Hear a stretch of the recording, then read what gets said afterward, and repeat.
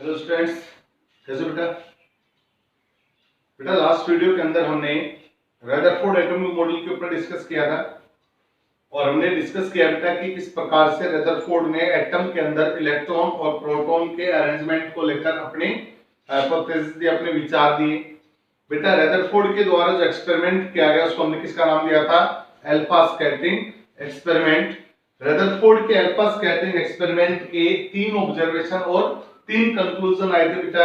पहली ऑब्जर्वेशन क्या थी बेटा कि जैसे ही अल्फा पार्टिकल गोल्ड फॉइल पर जाकर टकराते हैं तो most of alpha particle pass through the gold foil straightly, कि बहुत से अल्फा पार्टिकल क्या होते हैं गोल्ड फॉइल में से सीधे पास हो जाते हैं।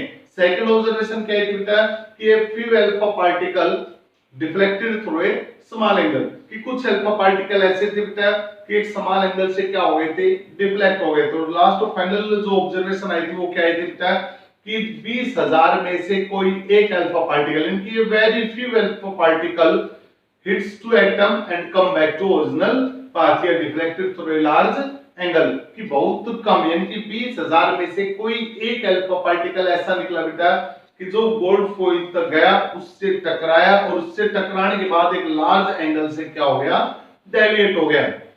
इन 3 ऑब्जर्वेशन के आधार पर 3 हमारे पास क्या निकले बेटा कंक्लूजन। पहली ऑब्जर्वेशन क्या थी, रिमाइंड करो, पहली ऑब्जर्वेशन क्या थी बेटा कि most of alpha particle pass through the atom straightly and directly, कि बहुत से अल्फा पार्टिकल ऐसे निकले बेटा 99% अल्फा पार्टिकल ऐसे निकले जो एटम के अंदर से क्या हो गए बेटा सीधे पास हो गए। तो इसका कारण क्या था बेटा? इसका कारण था, कंक्लूजन था कि most of the space in the atom is empty, कि एटम के अंदर बहुत सी जगह कैसी है बेटा खाली है और उस खाली जगह में से आपके अल्फा पार्टिकल क्या हो गए बेटा सीधे पास हो गए। सेकंड जो ऑब्जर्वेशन थी बेटा वो थी कि कुछ अल्फा पार्टिकल एक समान एंगल से क्या हो गए, डेविएट हो गए। तो इसका कंक्लूजन निकला था बेटा कि एटम के अंदर एक छोटा सा हिस्सा ऐसा है जिस हिस्से पर कैसा चार्ज है बेटा, पॉजिटिव चार्ज है। अल्फा पार्टिकल पर पॉजिटिव चार्ज है और एटम के अंदर भी समान रीजन पर कैसा चार्ज है, पॉजिटिव चार्ज है। जब अल्फा पार्टिकल मान लो ये आपके एटम का वो स्मॉल रीजन हो गया बेटा जिस पर कैसा चार्ज है, पॉजिटिव चार्ज है। ये आपका अल्फा पार्टिकल आ रहा है, अल्फा पार्टिकल पर भी कैसा चार्ज होता है बेटा, पॉजिटिव चार्ज होता है। हमने बार बार बताया बेटा अल्फा पॉजिटिव क्या होता है बेटा, आपका He2 पॉजिटिव आयन होता है आपका। तो ये जो आपका अल्फा पार्टिकल है जब ये इसके पास आउट होगा, जब इसके पास से निकलेगा बेटा तो इस एटम पर भी कैसा चार्ज है, पॉजिटिव चार्ज है। इस एरिया पर पॉजिटिव चार्ज है, यहाँ पर भी कैसा चार्ज है, पॉजिटिव चार्ज है। तो पॉजिटिव पॉजिटिव क्या करेंगे बेटा, रिपेल करेंगे। तो ये जो आपके अल्फा पार्टिकल है, ये अल्फा पार्टिकल यहाँ तक तो स्ट्रेटली आता है बेटा, लेकिन यहाँ पर आने के बाद क्या करता है, स्ट्रेट जाने की बजाय यहाँ से क्या करता है बेटा, वो डेविएट होना स्टार्ट कर देता है, या तो ऊपर की साइड में या फिर से नीचे की साइड में क्या हो जाता है बेटा, डेविएट हो जाता है। इसका कारण क्या बेटा कि इस पूरे एटम के अंदर, इस पूरे एटम के अंदर एक जगह ऐसी है जिस जगह पर कैसा चार्ज है, पॉजिटिव चार्ज है। और वो जगह कितनी बड़ी है, बहुत छोटी जगह है। कैसी जगह बेटा, वो बहुत छोटी जगह। अगर बड़ी जगह होती, बहुत बड़ी जगह होती तो बहुत ज्यादा अल्फा पार्टिकल डेविएट होते, लेकिन अल्फा पार्टिकल तो बहुत कम डेविएट हुए। तो कम डेविएट कब होंगे बेटा, जब जगह कैसी होगी, छोटी जगह होगी। तो उसने सेकंड पॉइंट में यही बात बोली बेटा कि एटम के अंदर एक छोटा सा हिस्सा ऐसा है जिस हिस्से पर कैसा चार्ज है बेटा, पॉजिटिव चार्ज है। अब थर्ड पॉइंट पे आइए बेटा, थर्ड पॉइंट क्या था उसका कि 20,000 में से कोई एक अल्फा पार्टिकल एटम तक जाता है, उससे टकराता है, टकराने के बाद वापस अपने पाथ पर आ जाता है, या लार्ज एंगल से क्या हो जाता है, डेविएट हो जाता है। उसका कारण क्या बताया, उसका कारण बताया बेटा कि जो आपका अल्फा पार्टिकल होता है वो कैसा पार्टिकल होता है बेटा, एक हैवी पार्टिकल होता है जिसका एटॉमिक मास यूनिट कितनी होती है बेटा, 4 AMU, 4 एटॉमिक मास यूनिट, इसका मास इतना होता है बेटा। अब ये अल्फा पार्टिकल एक हैवी पार्टिकल है, और जब एक हैवी पार्टिकल किसी चीज से टकरा कर वापस जा रहा है तो इसका मतलब साफ है जिससे वो टकरा रहा है वो चीज उस पार्टिकल से क्या है बेटा, बहुत ज्यादा भारी है। तो इसका मतलब क्या हो बेटा कि एटम के अंदर एक छोटा सा हिस्सा ऐसा भी है जिसके पास इस एटम का सारा मास क्या है बेटा, कंसंट्रेट है। उस छोटे से हिस्से में एटम का सारा मास क्या है बेटा, कंसंट्रेट है। तो इस प्रकार से रदरफोर्ड ने एटम को कितने भागों में बांटा था, 2 भागों में बांटा था, एक तो न्यूक्लियस और एक एक्स्ट्रा न्यूक्लियर पार्ट। एटम को कितने भागों में बांटा था बेटा, 2 भागों में बांटा था। एक भाग क्या बोला उसने, न्यूक्लियस, और दूसरा भाग उसने क्या बोला बेटा, extra nuclear part, extra nuclear part. तो एटम को कितने भागों में बांट दिया बेटा? रदरफोर्ड ने एटम को दो भागों में बांटा। पहला भाग क्या बनाया? न्यूक्लियस, और दूसरा भाग क्या बनाया? Extra nuclear part. न्यूक्लियस के बारे में उसने बोला बेटा कि न्यूक्लियस क्या होती है? न्यूक्लियस के बारे में बोला कि nucleus is the positive charge and have the whole mass of the atom is concentrated. कि आपके एटम का वो हिस्सा जिस हिस्से पर कैसा चार्ज है? पॉजिटिव चार्ज है, और उसके साथ साथ एटम का सारा मास उसके अंदर क्या है बेटा? कंसंट्रेट है। उस छोटे से हिस्से का नाम क्या बोला? न्यूक्लियस। और उसने इसके साथ साथ ये भी बोला बेटा कि जो न्यूक्लियस होती है वो कहां पर पाई जाती है बेटा? एटम के सेंटर में पाई जाती है। न्यूक्लियस कहां पर पाई जाती है बेटा? एटम के सेंटर में पाई जाती है। तो ये तो होगी बेटा आपकी क्या? न्यूक्लियस होगी। अब जो हिस्सा बच गया न्यूक्लियस को छोड़कर, जो हिस्सा बच गया बेटा, ये सारा हिस्सा क्या कहलाएगा बेटा? ये सारा हिस्सा कौन सा पार्ट कहलाएगा बेटा? इसका एक्स्ट्रा न्यूक्लियर पार्ट। तो इस प्रकार से रदरफोर्ड ने एटम को कितने भागों में बांटा बेटा? दो भागों में। ये था बेटा आपका रदरफोर्ड का स्कैटरिंग एक्सपेरिमेंट। अब हम बात करते हैं रदरफोर्ड के एटॉमिक मॉडल की क्या कुछ खासियत रही बेटा, उसके पोस्टुलेट की बात करते हैं इस वीडियो के अंदर। ये आपके लास्ट वीडियो को थोड़ा रिकैप किया है। बात करते हैं बेटा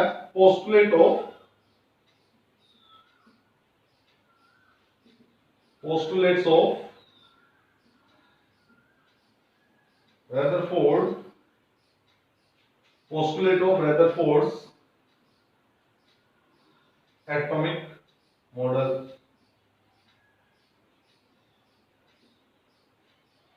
postulates of Rutherford atomic model कि रदरफोर्ड के एटॉमिक मॉडल की क्या कुछ खासियत है बेटा, उसके ऊपर डिस्कस करेंगे। तो पहली खासियत आती है बेटा कि रदरफोर्ड ने एटम को कितने भागों में बांटा? दो भागों में। एक भाग क्या? न्यूक्लियस, दूसरा भाग क्या? Extra nucleus. तो हम न्यूक्लियस से स्टार्ट करते हैं बेटा। तो रदरफोर्ड के एटॉमिक मॉडल का पहला जो पॉइंट है बेटा, पहला जो पोस्टुलेट है वो क्या निकल कर आया बेटा?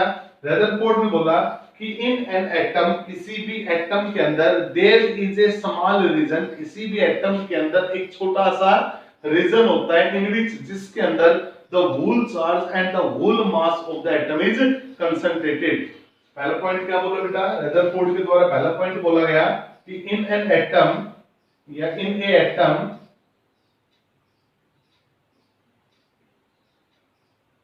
there is a small region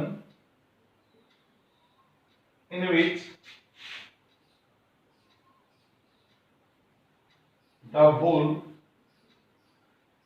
mass of atom and positive charge is concentrated, known as nucleus। पहला पॉइंट क्या है बेटा कि किसी भी एटम के अंदर एक स्मॉल रीजन ऐसा होता है जिस स्मॉल रीजन के अंदर एटम का complete mass, whole mass of atom, atom का complete mass and positive charge, और उसके साथ साथ एटम का कौन सा होता है? पॉजिटिव चार्ज क्या होता है? कंसंट्रेट होता है। उसको हमने क्या बोला बेटा?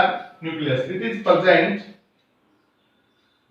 और ये कहां पर प्रेजेंट होते हैं बेटा? It is present in the centre of atom. और ये कहां पर प्रेजेंट होते हैं बेटा? एटम के सेंटर में प्रेजेंट होते हैं बेटा। तो ये फर्स्ट पॉइंट था बेटा रदरफोर्ड के द्वारा। रदरफोर्ड ने पहला पॉइंट यही बोला बेटा कि एटम के अंदर एक छोटा सा हिस्सा उसके सेंटर में ऐसा होता है जिस हिस्से के अंदर क्या होता है बेटा? आपका पॉजिटिव चार्ज, और एटम का सारा मास क्या होता है बेटा? कंसंट्रेट होता है। उसको हिस्से को क्या बोलो बेटा? उसने न्यूक्लियस, और वो हिस्सा कहां पर होता है बेटा? एटम के सेंटर के अंदर होता है बेटा। सेकंड पॉइंट में उसने बोला बेटा कि the positive charge, second point, अब न्यूक्लियस पर कैसे चार्ज बोला गया बेटा? न्यूक्लियस पर पॉजिटिव चार्ज बोला गया। तो उसने बोला बेटा कि the positive charge on nucleus is due to proton. Nucleus पर जो पॉजिटिव चार्ज होता है वो किसके कारण होता है बेटा? प्रोटॉन के कारण होता है। The positive charge on the nucleus is due to proton. Nucleus के ऊपर जो पॉजिटिव चार्ज होता है वो किसके कारण होता है बेटा? प्रोटॉन के कारण होता है। उसके साथ साथ उसने ये भी बोला बेटा कि the magnitude of positive charge, second point इसी में ये क्या बोला बेटा? The magnitude of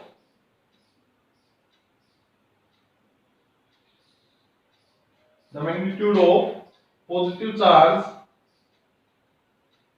on nucleus is different for different atom. Second point में उसने क्या बोला बेटा कि जो पॉजिटिव चार्ज होता है न्यूक्लियस पर जो पॉजिटिव चार्ज हो किसके कारण है, प्रोटॉन के कारण है। अब इसका मतलब साफ है बेटा कि जिस एटम में जितने ज्यादा प्रोटॉन होंगे उस पर उतना ज्यादा पॉजिटिव चार्ज होगा उसके न्यूक्लियस पर, जिसमें कम प्रोटॉन होंगे उस पर कम चार्ज होगा। तो उसने यही बात बोली बेटा कि डिफरेंट डिफरेंट एटम के अंदर या डिफरेंट डिफरेंट एटम के लिए न्यूक्लियस पर प्रेजेंट पॉजिटिव चार्ज की वैल्यू भी कैसी होगी, डिफरेंट डिफरेंट होगी। ये सार्वभौमिक नहीं है बेटा कि एटम के न्यूक्लियस के अंदर हमेशा पॉजिटिव चार्ज की वैल्यू क्या रहेगी, सेम रहेगी। ये बात बिल्कुल गलत है। उसने बोला कि अलग अलग एटम के लिए न्यूक्लियस पर आने वाले पॉजिटिव चार्ज की जो मैग्नीट्यूड होगी, जो मात्रा होगी बेटा, वो भी कैसी होगी, अलग अलग होगी। किसी के अंदर ज्यादा होगी, किसी के अंदर क्या होगी बेटा, कम होगी। तो इसका मतलब क्या है बेटा कि न्यूक्लियस के ऊपर जो पॉजिटिव चार्ज होगा वो कभी भी सेम नहीं होगा। अलग अलग एटम के लिए कैसा होगा बेटा, अलग अलग होगा। नेक्स्ट पॉइंट में उसने क्या बोला बेटा, नेक्स्ट पॉइंट में उसने बोला कि अब मास की बात करते हैं। पॉजिटिव चार्ज को बेटा न्यूक्लियस के अंदर दो खासियत पाएगी, एक तो पॉजिटिव चार्ज पाएगा और एक क्या पाएगा, मास। पॉजिटिव चार्ज किसके कारण मिला, प्रोटॉन के कारण। अब मास देखते हैं किसके कारण मिला बेटा। तो नेक्स्ट पॉइंट इसके अंदर आता है बेटा, थर्ड पॉइंट कि द मास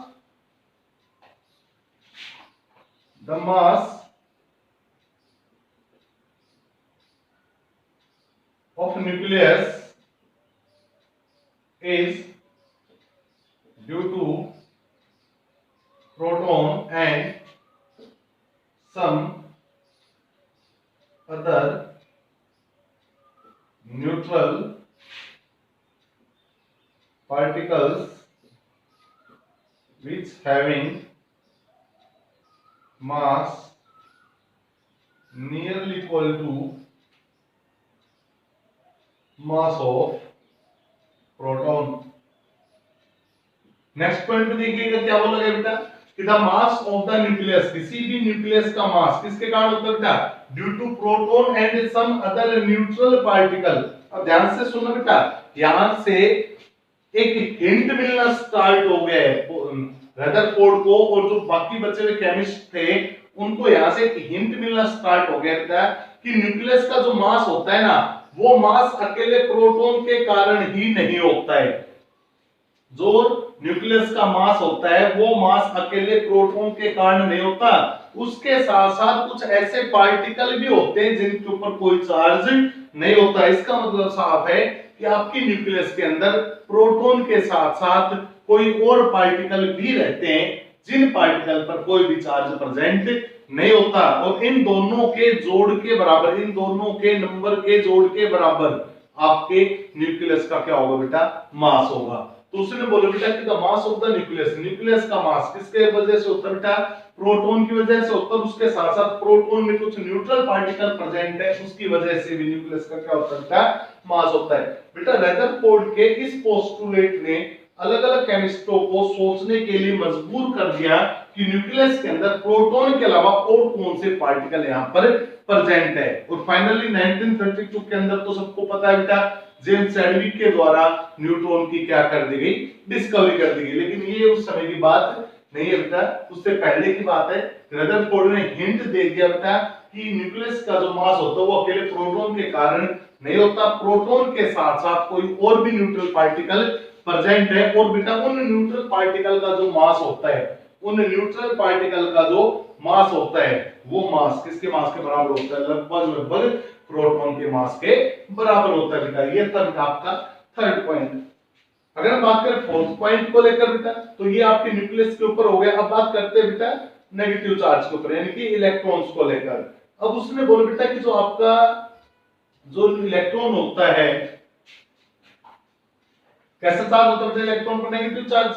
तो वो जो इलेक्ट्रॉन होता है वो इलेक्ट्रॉन क्या करता है बेटा, न्यूक्लियस के अंदर प्रेजेंट पॉजिटिव चार्ज को क्या करता है, बैलेंस करता है।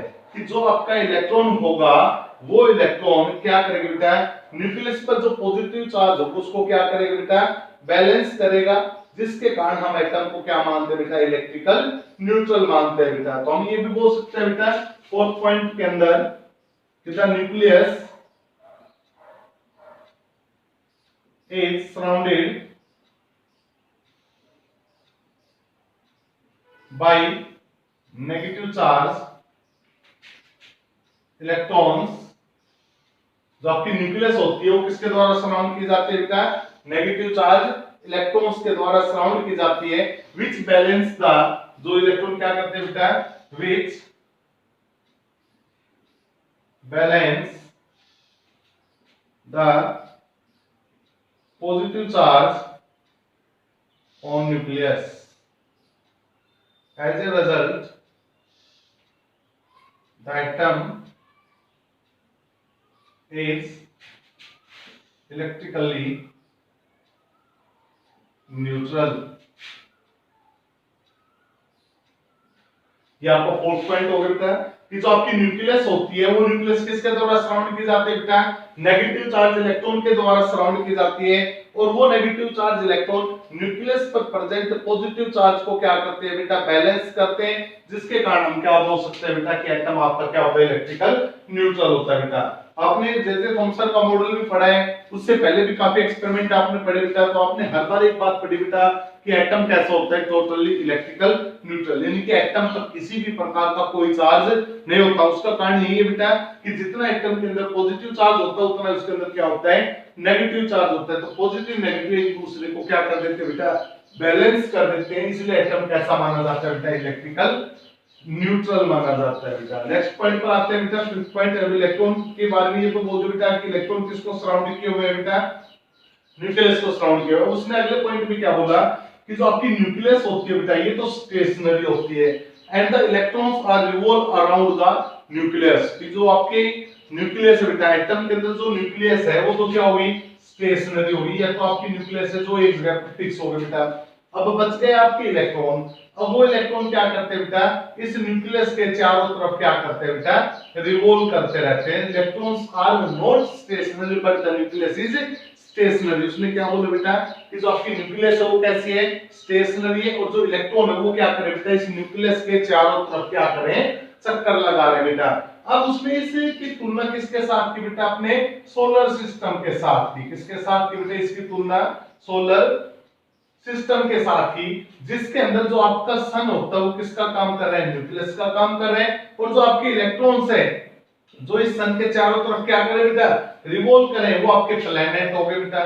तो उसने बोला कि जो प्लैनेट होते हैं वो सन के चारों तरफ क्या करते हैं, रिवॉल्व करते हैं। उसी प्रकार से एटम के अंदर भी जो इलेक्ट्रॉन होते हैं वो न्यूक्लियस के चारों तरफ क्या करते हैं बेटा, रिवॉल्व करते हैं। इसलिए उसने अपने इस मॉडल को किसका नाम दिया बेटा, सोलर सिस्टम मॉडल या प्लैनेट मॉडल का नाम दिया बेटा। किसका नाम दिया बेटा उसने, सोलर सिस्टम मॉडल, या फिर उसने किसका नाम दिया बेटा, प्लैनेट का नाम दिया बेटा। नेक्स्ट की अगर हम बात करें तो उसने बोला बेटा कि इस इलेक्ट्रॉन पर कैसा चार्ज है, नेगेटिव, न्यूक्लियस पर कैसा चार्ज है बेटा, पॉजिटिव। और सबको पता है बेटा पॉजिटिव और नेगेटिव के बीच में जो फोर्स ऑफ इंटरेक्शन होती है वो कौन सी होती है बेटा, इलेक्ट्रोस्टैटिक फोर्स ऑफ इंटरेक्शन। तो अगला पॉइंट उसने ये बोला बेटा कि द पॉजिटिव चार्ज प्रोटॉन या nucleus and electrons held together by electrostatic force of interaction. कि न्यूक्लियस और इलेक्ट्रॉन्स के बीच में जो फोर्स ऑफ इंटरेक्शन है वो कौन सी बेटा, आपकी इलेक्ट्रोस्टैटिक फोर्स ऑफ इंटरेक्शन है। और लास्ट और फाइनल उसने बोला बेटा कि एटम के अंदर न्यूक्लियस और इलेक्ट्रॉन के बीच में जो स्पेस होता है वो टोटली कैसा होता है बेटा, एम्प्टी होता है। कैसा होता है बेटा, एम्प्टी होता है। तो ये कुछ पॉइंट थे बेटा किसके, रदरफोर्ड एटॉमिक मॉडल के। और इसी के साथ क्या होता है बेटा, आपका जो रदरफोर्ड एटॉमिक मॉडल था वो कंप्लीट होता है। नेक्स्ट वीडियो के अंदर हम डिस्कवरी ऑफ न्यूट्रॉन और उसके साथ साथ आइसोटोप, आइसोबार, आइसो इलेक्ट्रॉनिक और आइसो न्यूट्रॉन्स के बारे में डिस्कस करेंगे बेटा। इस वीडियो में इतना ही। Thank you.